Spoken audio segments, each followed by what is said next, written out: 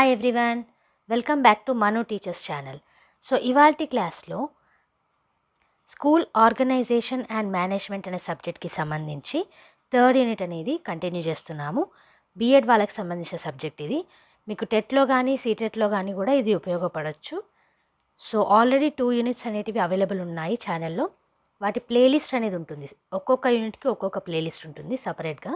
So ఆ ప్లేలిస్ట్లో యూనిట్కి సంబంధించిన మొత్తం వీడియోస్ అండ్ PDF నోట్స్ అనేది ఫోల్డర్ రూపంలో డిస్క్రిప్షన్ బాక్స్లో ఉంటుంది, ప్లేలిస్ట్ డిస్క్రిప్షన్ బాక్స్లో.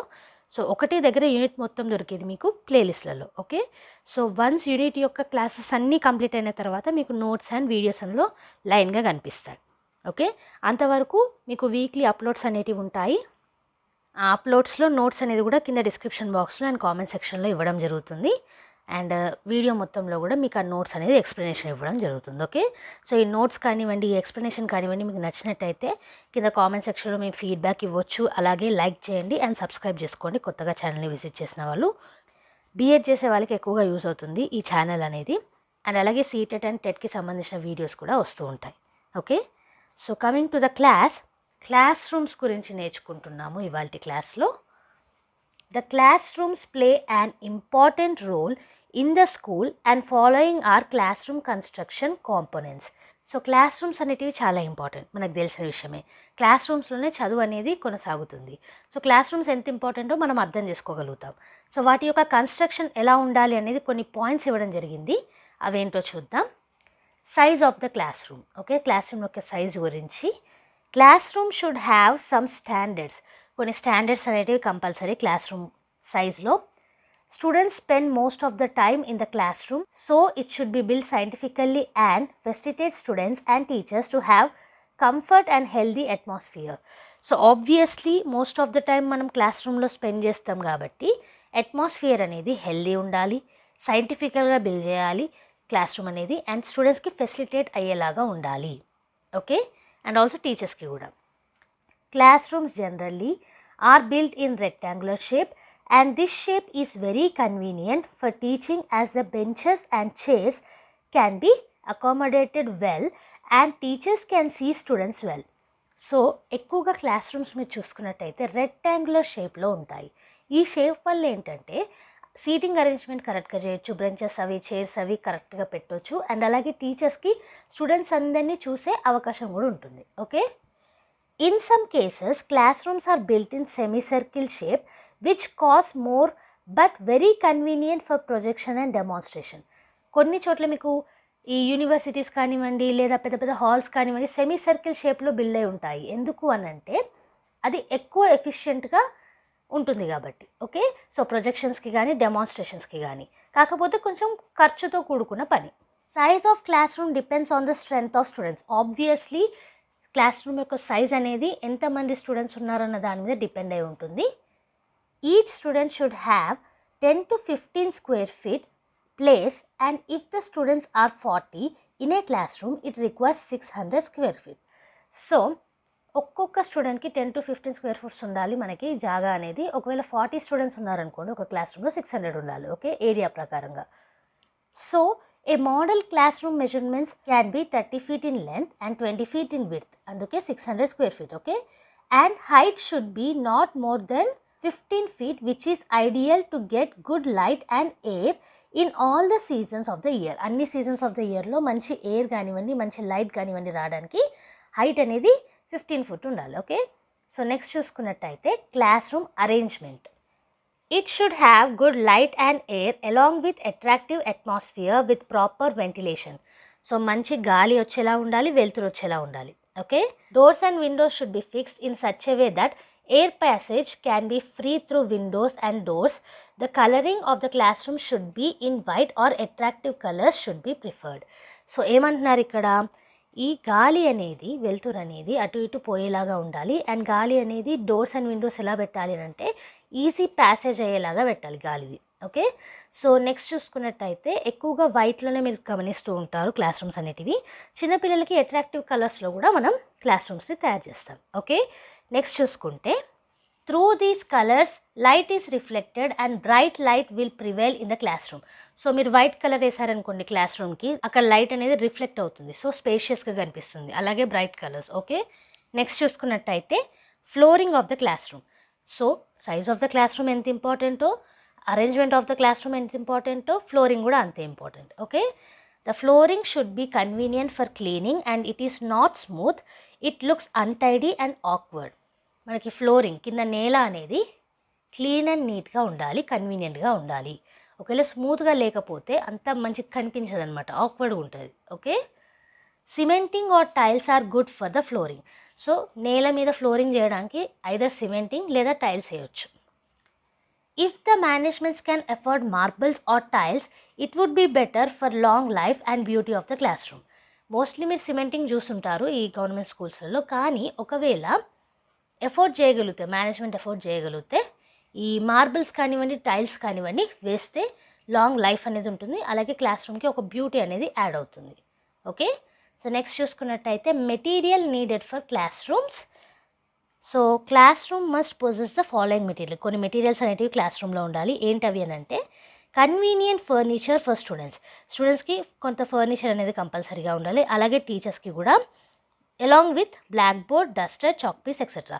సో సింపుల్గా చెప్పాలంటే క్లాస్ రూమ్లో ఏమేమి ఉంటాయి, ఒక బ్లాక్ బోర్డ్ ఉంటుంది, దానికి చాక్ పీస్ ఉంటుంది, డస్టర్ ఉంటుంది, అలాగే టేబుల్ అండ్ చైర్ టీచర్కి ఉంటుంది, చైర్స్ బెంచెస్ ఏమో స్టూడెంట్స్కి ఉంటాయి. ఓకే, సో అదే ఇక్కడ చెప్తున్నారు. నెక్స్ట్ చూసుకున్నట్టయితే అల్మారాస్ కూడా, ఎనఫ్ వాల్ అల్మారాస్ for keeping teaching learning material. TLM పెట్టడానికి కావాల్సిన అల్మారాస్ ఉండాలి. ఓకే, నెక్స్ట్ చూసుకున్నట్టయితే black board is to be fixed to the wall or built with cement to the wall.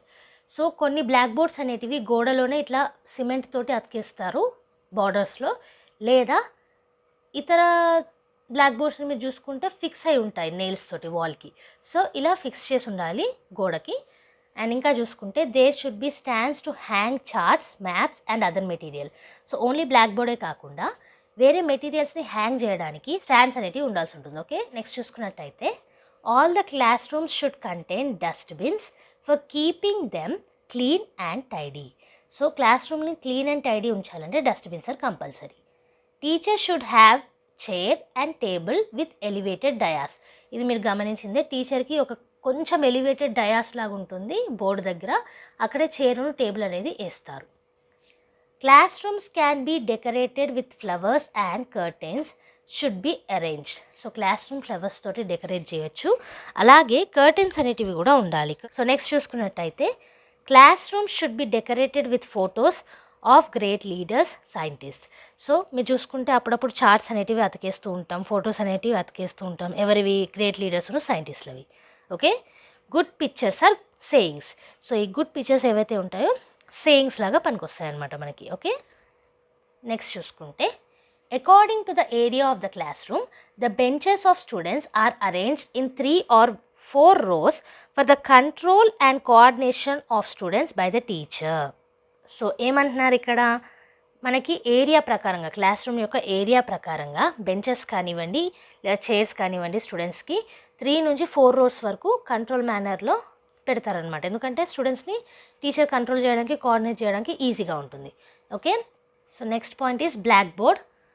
It is the most important learning material in the classroom and there are so many types of blackboards and some of them are fixed in the walls and others are in the frames and some are sliding boards. So మనకు already తెలుసు black board అనేది చాలా important class రూమ్లో మనకి లెర్నింగ్కి. So కొన్ని ఏమో వాల్కి fix అయి ఉంటాయి, కొన్ని స్లైడింగ్లా ఉంటాయి, కొన్ని ఫ్రేమ్స్లో ఫిక్స్ అయి ఉంటాయి. ఓకే, ఇంకా చూసుకున్నట్టయితే the place of the black board should be at the left side of the teacher and it should not be beside the window పక్కన ఉండకూడదు, అండ్ అలాగే లెఫ్ట్ సైడ్ ఉండాలి టీచర్కి బ్లాక్ బోర్డ్ అనేది. The black board should be fixed at the height of 25 to 40 inches from the ground of the class room with dark black or green in colour. So black board అనేది ఒక 25 నుంచి 40 ఇంచుల పైన పెట్టాల్సి ఉంటుంది.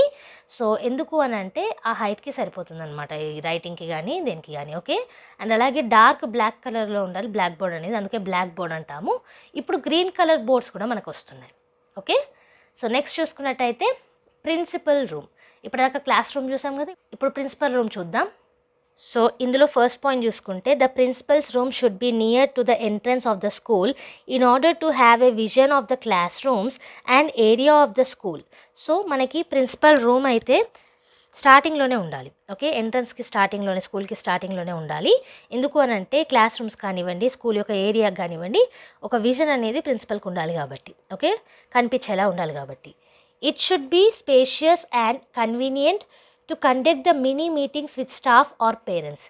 So principal room అనేది ఎక్కువ స్పేసియస్గా ఉండాలి, స్పేస్ ఎక్కువ ఉండాలి, కన్వీనియంట్గా ఉండాలి. ఓకే, ఏదైనా మీటింగ్స్ పెట్టినప్పుడు కూడా ఆ మీటింగ్స్ హెల్ప్ చేయడానికి అనుకూలంగా ఉండాలి, స్టాఫ్తో కానివ్వండి, పేరెంట్స్తో కానివ్వండి. సో నెక్స్ట్ ఏంటంటే స్టాఫ్ రూమ్స్. సో ఇక్కడ చూసుకుంటే there should be separate staff rooms for correction of notebooks, necessary shelves are required for keeping the books and other material. So staff room అనేది టీచర్స్ ఎక్కువగా ఉంటారు, స్టాఫ్ ఎక్కువగా ఉంటారు. So ఇక్కడ ఏంటంటే నోట్బుక్స్ పెట్టుకోవడానికి కానివ్వండి, లేదా కరెక్షన్ బుక్స్ పెట్టుకోవడానికి కానివ్వండి, మెటీరియల్ పెట్టుకోవడానికి కానివ్వండి, షెల్ఫ్స్ అనేటివి ఉండాలి. అండ్ సపరేట్ స్టాఫ్ రూమ్స్ అనేటివి కంపల్సరీ స్కూల్లో ఉండాలి. నెక్స్ట్ చూసుకున్నట్టయితే common rooms for students. Separate restrooms for boys and girls with necessary furniture and reference books for proper utilization of their leisure time. So సపరేట్గా rest rooms అనేటివి కూడా ఏర్పాటు చేయాలి బాయ్స్కి మరియు గర్ల్స్కి. సో అక్కడ నెసరీ ఫర్నిచర్ అనేది ఉండాలి, కూర్చోవడానికి బెంచెస్ అనేది ఉండాలి, బుక్స్ పెట్టుకోవడానికి ఇలా అనమాట. సో అందులో రిఫరెన్స్ బుక్స్ కూడా ఉండొచ్చు. ఈ లీజర్ టైంని మంచిగా ఉపయోగించుకోవడానికి ఈ బుక్స్ అనేటివి యూజ్ అవుతాయి. Okay, this is about the rooms, principal room, staff రూమును, కామన్ రూమ్స్. నెక్స్ట్ చూసుకున్నట్టయితే recommendations contained in the report on higher secondary school buildings. So higher secondary school బిల్డింగ్స్కి సంబంధించి ఈ రిపోర్ట్లో ఏం రికమెండేషన్స్ ఉన్నాయి అనేది ఈ నెక్స్ట్ టాపిక్. 1959లో ఇచ్చారు ఈ రిపోర్ట్ అనేది. The Government of India has issued some modalities on the construction of school buildings and these can be followed for secondary/higher secondary schools. ఏమంటున్నారు ఇక్కడ, గవర్నమెంట్ ఆఫ్ ఇండియా కొన్ని మోడలిటీస్ని ఇవ్వడం జరిగింది, ఇలా కన్స్ట్రక్ట్ చేసుకోవచ్చు స్కూల్ బిల్డింగ్స్ని.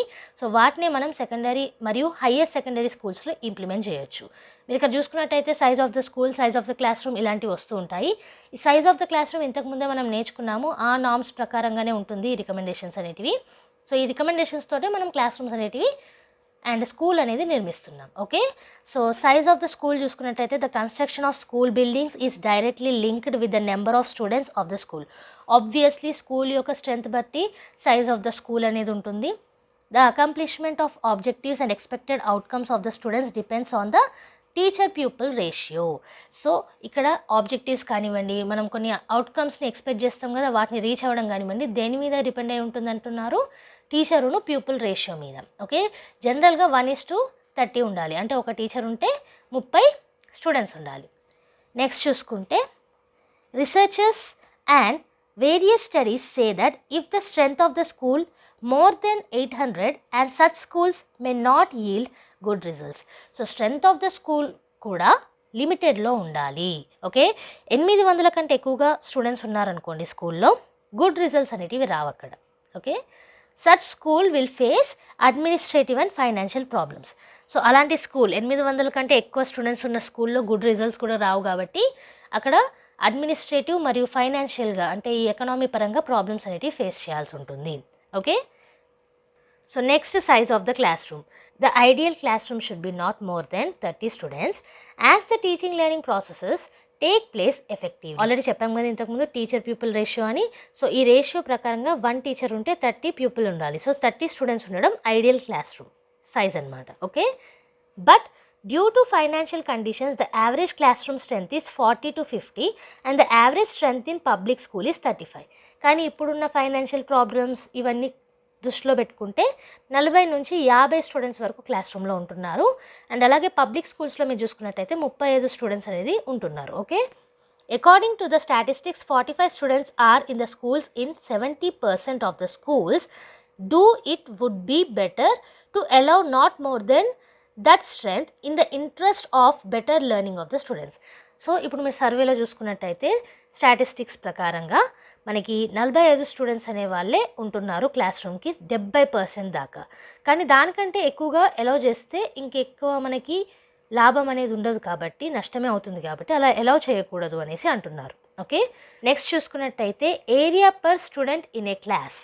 సో ఇది కూడా ఇంతకుముందు పాయింట్ చూసాం కదా, it is very sufficient to have 10 square feet ఒక్క స్టూడెంట్కి. Okay, for each student in the class room to easy and happy learning. ఒక్క స్టూడెంట్కి 10 square feet కంపల్సరీగా ఉండాలి ఏరియా అనేది. ఓకే, నెక్స్ట్ ఇప్పుడు ల్యాబొరేటరీస్ గురించి చూద్దాము. School should have all subject labs in order to develop good knowledge.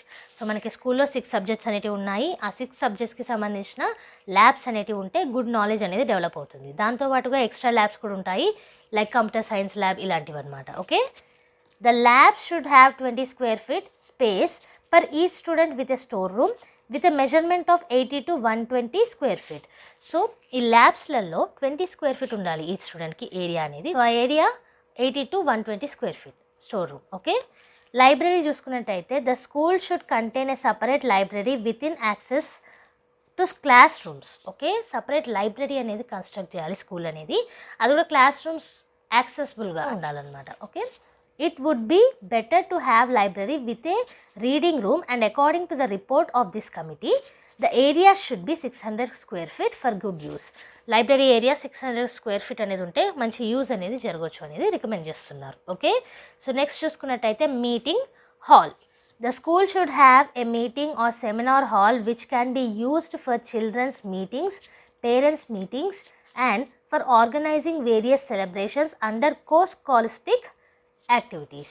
So meeting halls అనేటివి మనకి సెమినార్ హాల్ అనొచ్చు, మీటింగ్ హాల్ అనొచ్చు, చిల్డ్రన్స్ యొక్క మీటింగ్స్కి, పేరెంట్స్ యొక్క మీటింగ్స్కి, అలాగే డిఫరెంట్ సెలబ్రేషన్స్ని ఆర్గనైజ్ చేయడానికి, యాక్టివిటీస్ని ఆర్గనైజ్ చేయడానికి వాడచ్చు అనమాట.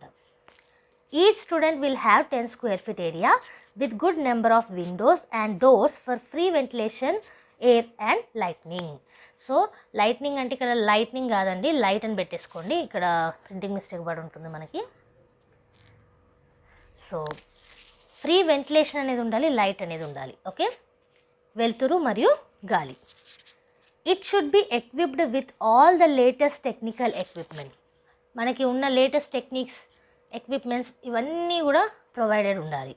ఓకే, నెక్స్ట్ చూసుకుంటే ఆఫీస్ రూమ్.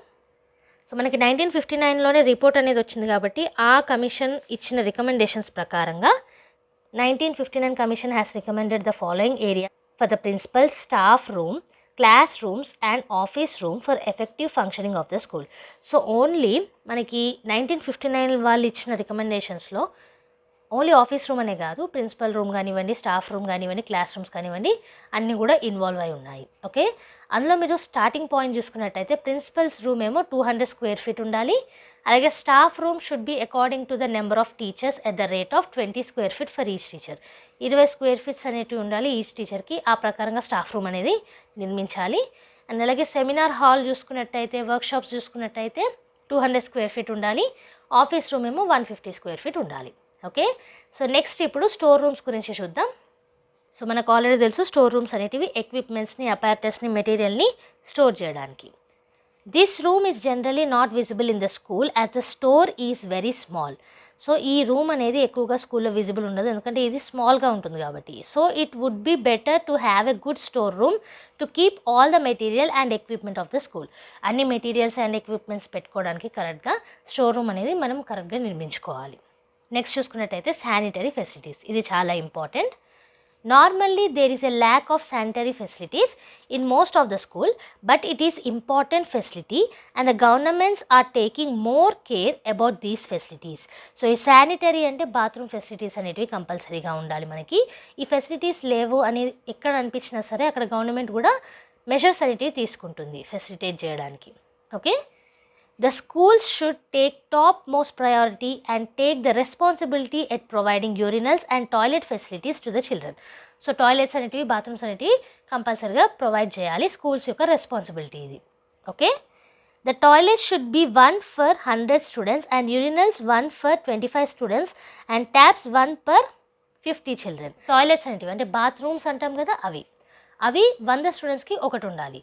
యూరినల్స్ అనేటివి 25 స్టూడెంట్స్కి ఒకటి ఉండాలి, అలాగే ట్యాప్స్ అనేటివి 50 స్టూడెంట్స్కి ఒకటి ఉండాలి. Okay, there should be bathroom separately for students, women and men teachers of the school. So స్టూడెంట్స్కి సపరేట్ బాత్రూమ్స్ ఉండాలి, ఉమెన్ మరియు మెన్ టీచర్స్కి సపరేట్ బాత్రూమ్స్ అనేటివి ఉండాలి. ఓకే, సో నెక్స్ట్ ఏమో వెంటిలేషన్ అంటే గాలి అనమాట. ఓకే, అలాగే లైట్ కూడా వస్తుంది ఇక్కడ. There should be free ventilation and lighting facility in the classrooms, and ventilation can be 15 to 20% as per the area of the school with proper facilities of windows and doors. So ventilation ante air anamata, gali. అలాగే వెలుతురు. So ఈ 2 facilities అనేటివి class రూమ్స్లో compulsory. Ventilation అనేది air గురించి and lighting గురించి 15 to 20% ఉండాలి ఏరియాకి, and proper doors and Windows తోటి ఉండాలి. ఓకే, నెక్స్ట్ తెలిసిందే ఫ్లోరింగ్.